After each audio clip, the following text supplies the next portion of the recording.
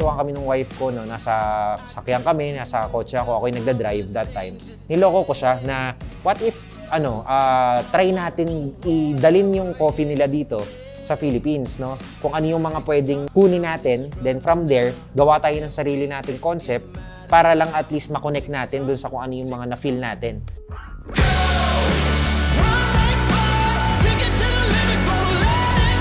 Habang pinag-uusapan namin yung gagawin naming coffee shop, doon na namulat na, uy, pwede nating ipasok na rin natin yung mga food. So paunti-unti, nagdadagdag na kami ng naiisip naming food hanggang yun, nabuo namin yung menu ng restaurant, The Unknown.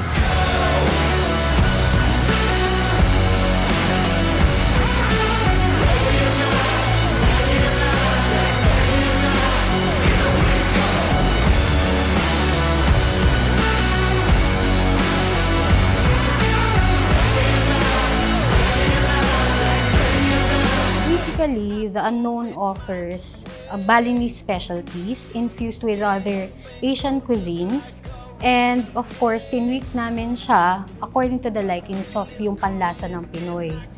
So, I am not a chef by profession, but of course, pinag-aralan namin na bawat delicacy is as authentic as possible.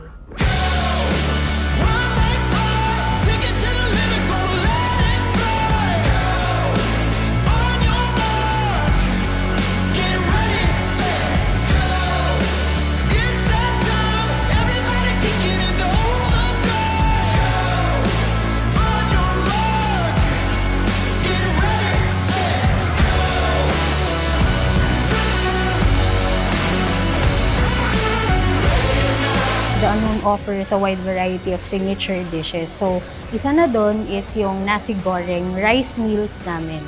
So, it is partnered with different viands so, na nagko-complement sa nasi goreng.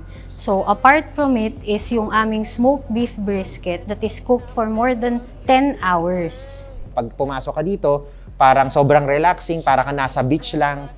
Pero nandito ka sa area ng Tagaytay, no? So hindi mo na kailangan lumayo pa every time na mapapadaan ka dito. Kung gusto mo yung vibe ng para ka nasa beach, you can come with us. Come and visit our Bali-inspired sanctuary at The Unknown Cafe, Bar and Restaurant. We assure you that The Unknown has never been this good.